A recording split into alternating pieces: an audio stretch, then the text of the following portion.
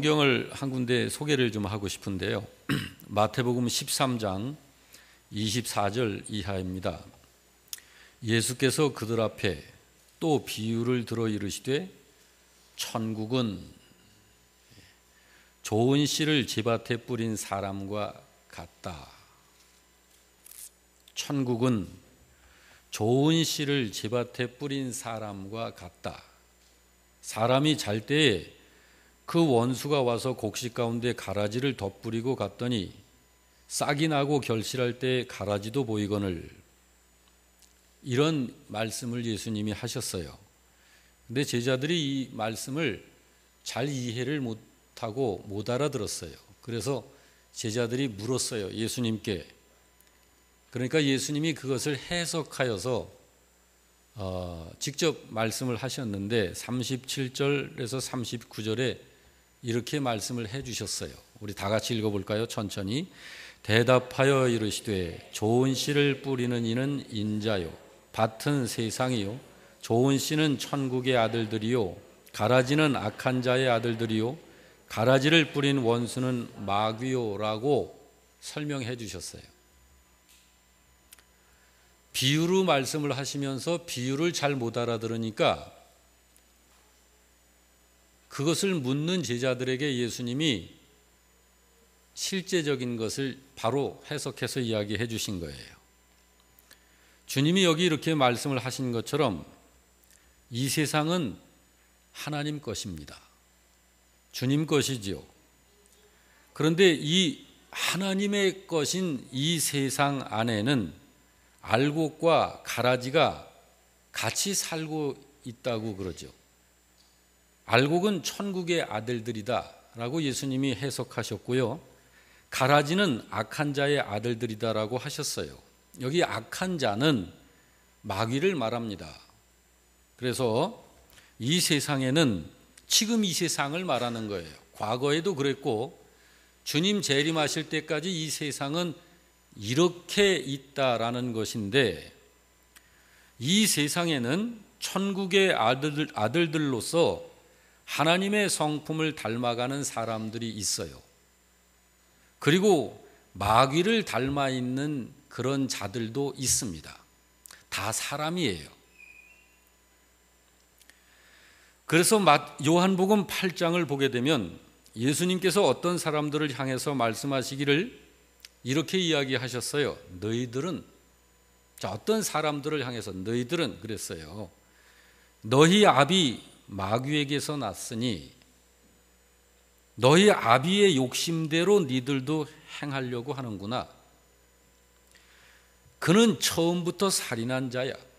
이제 너희의 아버지를 말하는 거예요. 마귀를. 처음부터 살인자요. 진리가 그 속에 없으므로 진리에 서지 못하고 거짓을 말할 때마다 자기 것으로 말하나니 이는 그가 거짓말쟁이요 거짓의 아비라고 그렇게 말씀하셨어요. 여러분, 우리들이 한 생애를 살면서 매일매일 수많은 사람들을 보면서 살죠.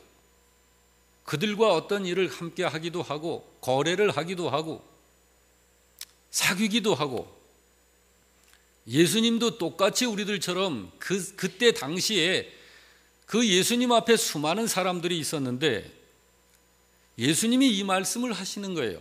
근데 이때 예수님께서 무엇을 보고 어떤 사람들에 대해서는 너희는 마귀 새끼들이야 이렇게 하셨을까요? 무엇을 보시고? 그냥 기분에 따라서 저 사람들은 내 마음에 안 드니까 너희는 너희 아비 마귀에게서 난 자들이야 이렇게 말했을까요? 그건 아니겠죠. 여러분, 사람은요 각자 삶의 양식이 있어요. 양식이라고 하는 것은 형식 또는 모양이라는 말인데 그 삶의 양식은 그 사람의 삶의 그 양식은 그 사람의 삶의 그 모양은 그 사람이 지금 어떤 삶을 살고 있는지 그 삶은 그 사람이 어떤 사람인가를 나타내고 있는 거예요. 오늘 우리들의 삶의 모양이 지금 뭐냐라고 하는 게 그 사람이 지금 어떤 사람인가를 나타내고 있는 거예요. 예수님이 그 사람들의 그걸 보신 거예요. 우리 하나님의 자녀들의 삶의 양식이 있죠. 그것은 의식을 분명하게 갖고 사는 양식입니다. 무슨 의식일까요? 신분의식. 내가 누구냐? 그리고 현실의식. 지금 이 현실이 무엇이냐? 그리고 사명의식. 나는 무엇을 위한 존재인가? 왜 사는 건가? 나는 무엇을 위하여 나의 삶을 만들어야 되나? 그리고 가치관의 의식입니다.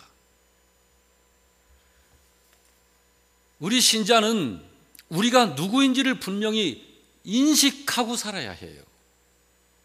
그래야 의롭게 사는데 용기를 내게 돼요. 그래야 진실한 삶을 살 수 있게 되고, 그래야 사람들에게 친절할 수도 있고, 온유할 수도 있고, 겸손할 수 있고, 어떤 사람들을 사랑하면서 살 수도 있어요. 내가 누구인지를 알아야 그게 되는 거예요.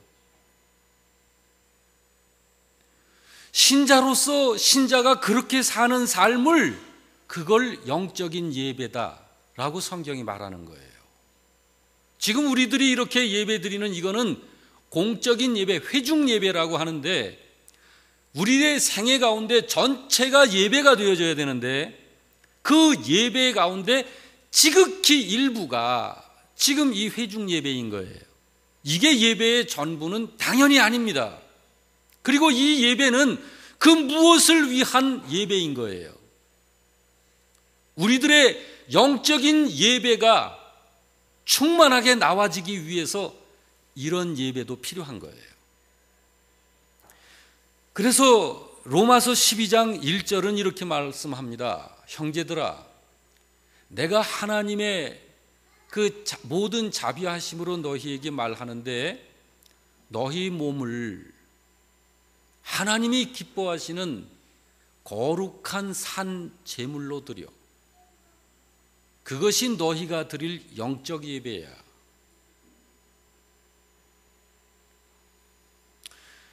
사람이 이러한 의식이 없게 되면 인간성을 잃어버립니다.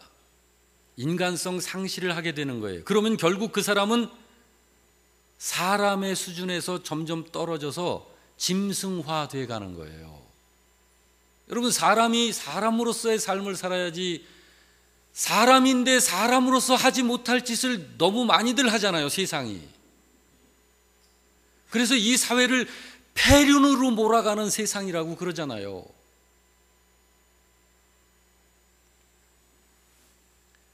사람으로 살면서 의가 아닌 불의한 것에 어쩌면 그렇게 용감합니까? 사람들이 불의를 행하는데 어떻게 그렇게 용감할 수가 있느냐고요. 사람으로 살면서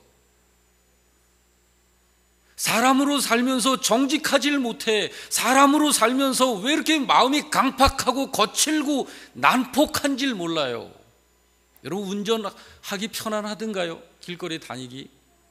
뭐 조금만 신경 거슬리는 일이 있으면은요, 마음 상해질까봐 눈길을 돌릴 수밖에 없어요.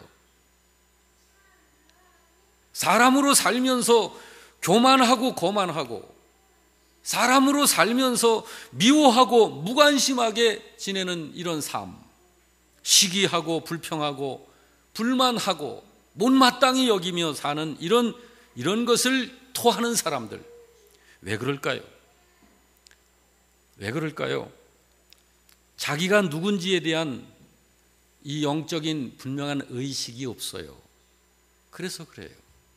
자, 예를 들자면 제가 목사라는 의식을 가끔 못하고 잃어버린다면 제가 밖에 나가서 뭘 할까요? 목사가 아닌 자의 행동처럼 하겠죠. 제가 어디서든지 나의 신분을 알고 거기에 걸맞게 행동을 하는 게 그게 맞는 거 아닌가요? 사람으로서 여러분, 이 예배라고 하는 것은 나 자신을 하나님께 드리고 바치는 거예요. 그게 예배죠. 찬송을 할 때에는 찬송가의 가사에 마음을 묶어서 신앙 고백으로 하나님께 올려드리는 것이 찬송이고, 기도를 드릴 때에도 그 기도가 하나의 예배 순서이기 때문이 아니고, 대표로 기도하는 그 기도하는 분의 기도의 그 내용에 마음을 하나로 묶어서 그 기도에 믿음으로 동참하는 것이 기도잖아요. 헌금을 드리는 것도 주님, 저는 주님께 속한 하나님의 사람입니다 라고 하는 것을 헌금을 드리는 행위를 통해서 나 자신을 하나님께 올려드리는 거잖아요. 그게 헌금이잖아요.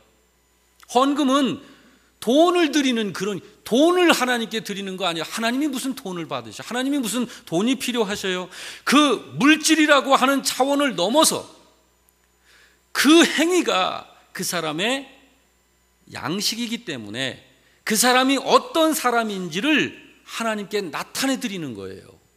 그가 하나님께 속한 사람임을 신앙 고백으로 그렇게 하나님께 올려드리는 것이 헌금이잖아요.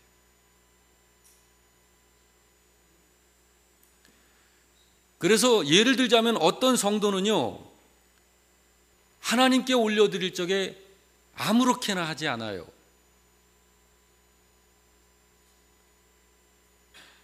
평상시에 생활을 하다가 새돈, 실권 같은 걸 보면 헌금 생각이 나서 그 실권은 안 써요. 따로 모아요. 왜? 따로 늘 준비를 했다가 주일날 하나님께 그것으로 헌금을 해요. 실권이 없을 때는 가지고 있는 재정 중에서 깨끗한 걸로 골라서 헌금을 해요. 또 그러지 못할 때는 심지어 이제 좀 꾸깃꾸깃한 것밖에 없다. 여러분, 그 꾸깃꾸깃한 걸 다리미로 다려요. 아마 여러분들 중에서 그렇게 하시는 분들 있었을 거예요. 다리미로 다려서 최대한 깨끗하게 해서, 이게 내가 하나님께 올려드리는 것이잖아요. 내가 하나님께 속한 자라고 하는 것을 믿음으로 신앙 고백으로 하나님께 올려드리는 거잖아요. 그러므로 구겨진 재정밖에 돈밖에 없다라고 할 때는 그거를 깨끗하게 다리미로 최대한 피고 다려서 정성을 모아서 봉투에 넣을 때도 꾹 집어넣는 게 아니고 구겨지지 않게 신경 써서 집어넣어서 하나님 앞에 올리는 거예요. 그건 왜 그러냐면 그렇게 해야 하나님이 받으시기 때문이 아니잖아요. 그렇죠? 그 사람의 중심이 어떠한지를 나타내는 거잖아요. 그게. 그런 사람은 하나님께 대하여 그 중심이 어떨까요? 하나님을 사랑하니까 그렇게 하는 거예요. 하나님을 사랑하니까. 좋은 믿음은 그런 모습으로 나오는 거예요. 좋은 믿음은. 여기 오늘 본문에 아벨이 그런 제사를 드릴 때 그 제사와 그 제물을 하나님께서 연락하셨다고 그러는 거예요. 그런데 가인은 그렇게 하지 아니했어요. 그러므로 가인의 제사와 제물은 하나님께서 받지 아니하셨다라고 성경이 증거하고 있습니다. 이 양식이라고 하는 것, 삶의 양식이라고 하는 것. 여러분 중에서 또 어떤 분들은요, 항상 30분 전에 예배당에 오시는 분이 계셔요. 그분이 그런 사람이라는 거예요. 어떤 분은 딱 시간 맞춰야 오는 분이 있어요. 또 어떤 분은 항상 늦는 분이 있어요. 그분이 그렇다는 거예요.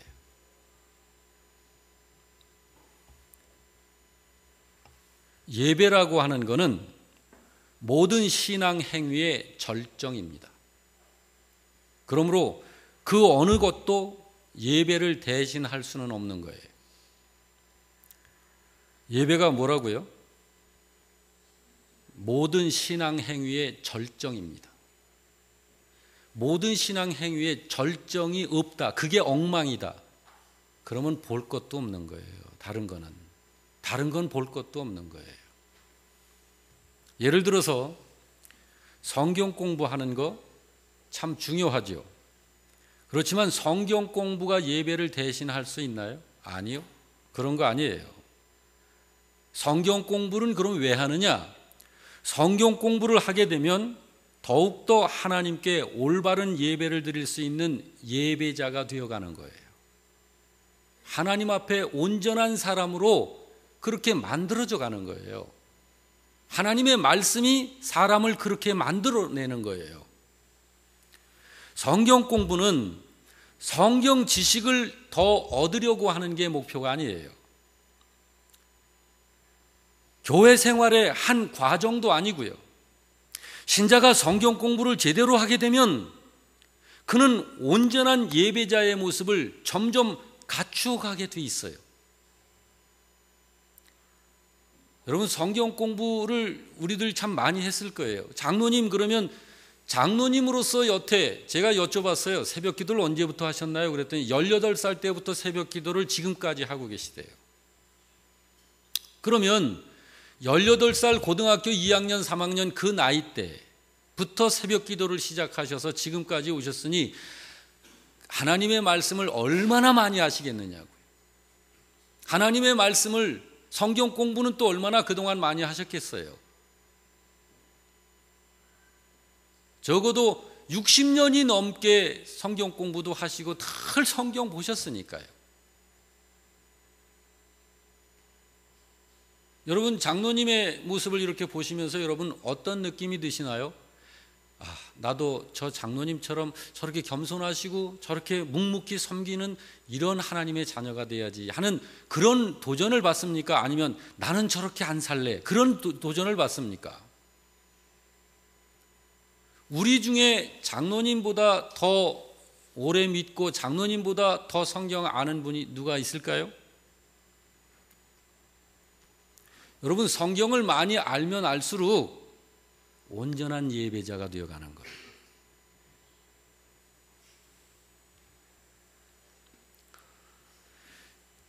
다른 말로 하면 신자가 성경 공부를 제대로 하게 되면 그는 온전한 예배자의 모습으로 점점 만들어져 간다고요.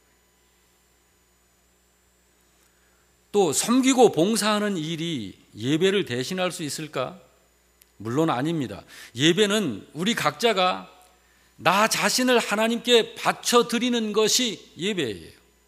그러니까 이런 회중 예배 시간이 아니어도 언제든지 아무 때든지 나는 예배자로 주님 앞에 항상 서 있는 거죠. 꼭 교회 얘기를 해서가 아니라 교회 주중에 아무 때라도 교회 오면 눈에 보이는 것들이 있겠죠. 교회 마당이 지저분하다, 낙엽이 이리저리 나둥근다. 그러면 예배자로서 예배의 삶이 예배당을 돌보는 것으로 나오는 거예요. 하나님께서 받으시는 예배를 거룩한 제사라고 그러죠. 그건 죽은 제사가 아닙니다. 예수님을 영접함으로 우리가 새 사람이 된 후에 우리의 산 영이 자원해서 하나님의 뜻에 순종하는 것, 거듭난 우리의 의지가 예배의 가치를 알고 마음을 다해서 하나님을 향하는 것. 아벨이 가진 믿음이 그런 믿음이었습니다. 그 믿음을 살아있는 믿음이다 라고 성경이 말하는 거예요. 살아있는 그 믿음은 죽어도 말합니다. 여러분, 여기 4절 말씀이 뭘 말씀하고 있는지 한번 볼까요? 자, 믿음으로 아벨은, 자, 4절 말씀 시작. 믿음으로 아벨은 가인보다 더 나은 제사를 하나님께 드림으로 의로운 자라 하시는 증거를 얻었으니 하나님이 그 예물에 대하여 증언하심이라. 그가 죽었으나 그 믿음으로써 지금도 말하느니라. 아벨이 이 세상 사람 아니잖아요. 이 세상 떠났잖아요. 그러나 그 믿음으로써 지금도 말한다. 창세기 4장을 읽어보면 아벨이 무슨 말을 했다는 기록이 전혀 없어요. 그런 말이 없었어요. 그런데 하나님께서는 그가 말을 한다 그래요. 아벨이 말을 한대요. 죽었는데도 말을 한대요. 아벨이. 여러분, 하나님은 신자가 믿음으로 하는 말을 들으십니다. 아벨은 겉과 속이 같은 사람이에요. 아벨은 삶과 죽음이 같아서 죽음마저도 메시지였다는 말입니다. 이 뜻이. 그러므로 여러분, 성도인 우리들이 예수님을 믿으면서 당하는 고통은 그게 그냥 고통이 아니에요. 메시지가 되는 거예요. 우리 중에 이 세상을 삶을 살면서 태풍이 올 수도 있고 지진이 올 수도 있고 화산 폭발이 되고 별 일들이 세상에서 다 일어날 수 있잖아요. 그러나 그런 일들을 겪을 때 그 일을 겪는 그 사람이 살아있는 믿음을 가지고 있다면 그 사람의 그 삶이 메시지가 된다는 거예요. 세상 환경과 상황과 여건에 그대로 항상 굴복당할 수밖에 없는 그런 삶을 사는 믿음이라면 그게 무슨 살아있는 믿음이겠습니까? 그러므로 여기 아벨은 죽어서도 말하느니라라고 하는 이것이 바로 그런 뜻이에요. 아벨의 믿음이 어떤 믿음인지 여러분 우리가 알 수 있지 않겠어요? 예수를 믿지 않는 사람들을 보면요, 자기가 오랫동안 잡고 있지도 못할 것들을 잡으려고 얼마나 애를 쓰는지 몰라요. 돈 잡으려고 그렇게 애쓰고, 세월 잡으려고 그렇게 애쓰고, 젊음 잡으려고 그렇게 애쓰고, 뭐 주름살 피는 약 찾아 그냥 신경 쓰고. 여러분, 사람 늙는 걸 하나님이 하시는 일인데 그걸 어떻게 막을 거예요? 그런데도 사람들은 영원히 잡을 수 없는 그 그림자 같은 것을 잡으려고 그걸 쫓아가는데 삶을 투자해요. 그 사람들은 왜 그럴까? 그거 말고는 쫓아갈 게 없어요. 그러니까 그거라도 쫓아가는 거예요. 여러분, 참 불쌍하지 않아요? 뭘 쫓아가야 하는지를 모르는 사람, 예수님을 쫓아가야 된다는 사실을 모르는 거예요. 그런데 여러분과 저는 그 속에서 예수님을 쫓아가고 있다는 것입니다. 가인은 아벨과 달랐어요. 만약 가인이 그 영원한 세계를 생각하면서 그 영원한 세계와 자기 자신을 생각하는 그런 사람이라면 가인은 그런 믿음을 갖지 않았을 거예요. 가인은 그 영원한 세계, 하나님 나라, 천국 이런 것에 대한 생각을 별로 안 한 것 같아요. 그래서 가인은 얼마 안 있다가는 하나님을 떠납니다. 분명히 제사했던 사람인데 하나님을 떠나서 자기 이름으로 큰 성을 건설을 해요. 창세기 4장 16절, 17절에 그것을 기록하고 있습니다. 같이 읽어볼까요? 시작. 가인이 여호와 앞을 떠나서 에덴 동쪽 놋 땅에 거주하더니 아내와 동침함에 그가 임신하여 에녹을 낳은지라. 가인이 성을 쌓고 그의 아들의 이름으로 성을 이름하여 에녹이라 하니라. 여기 말하는 이 에녹은 아담의 7대 손 무드셀라의 아버지 에녹이 아니고 가인의 아들 에녹이에요. 여러분, 오늘 우리가 가인의 믿음, 그 형제 사이에 저지난주에 이어서 가인과 아벨의 믿음을 지금 이렇게 같이 살펴보고 있는 거예요. 가인과 아벨은 두 형제지만 그의 걸음걸이가 달랐습니다. 그 가는 길이 달랐어요. 왜 달랐냐면 믿음이 다르니까. 가인의 믿음은 성경에서 말하는 그 믿음이 아니었습니다. 성경에서 말하는 믿음은 아벨 믿음만 이야기해요. 가인이 말하는 믿음은 성경에서 말하는 믿음 아니에요. 그건 자기가 생각하고 성경을 읽고 자기가 생각하는 믿음이에요. 아벨은 형 때문에 극히 짧은 생애를 살았습니다. 형한테 맞아 죽었잖아요, 아벨이. 그러면 여기서 잠깐 한번 생각을 해보십시다. 아벨이 그래서 억울한가요? 아벨이 장가도 안 갔어요. 자, 아벨이 굉장히 짧은 생애를 살고 마쳤는데 그래서 억울하고 아쉬운 인생을 산 건가요?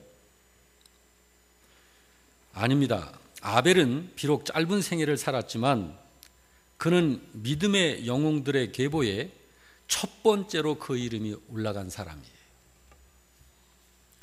몇 년을 살았느냐, 그게 중요한 것이 아니라 어떻게 살았느냐, 그게 중요한 것입니다. 우리들의 각자의 생애가, 저의 생애가 올해로 내 생애가 마감이 된다, 내 생애가 맞춰진다 할지라도 내가 올해까지밖에 못 살아? 너무 이게 아쉽네. 그게 아니라 오늘, 올해, 금년을 내가 어떻게 살았느냐, 그게 중요한 거지. 몇 살까지 살아야 될까? 여러분, 몇 살까지 살면 장수한다고 그럴까요? 꼭 100살 넘어야 장수인가요? 꼭 장수 그거 해야 되나요? 여러분, 그 요양원 같은 데 가보면 이런 생각들이 확 바뀔 거예요. 목숨은 살아있어요. 근데 당신의 몸 이거를 당신이 추스리질 못해요. 누가 추스려줘야 돼요. 자, 이런 상태에 있으면 하루하루 사는 게 그야말로 고통입니다. 얼마나 몇 년까지 살면 그래도 인생을 충분히 살았다 할까요? 그거 중요한 거 아니에요. 아무 필요도 없어요. 그거. 우리의 삶은 어떻게 살았느냐. 아벨을 통해서 하나님이 그걸 말씀하시는 거예요.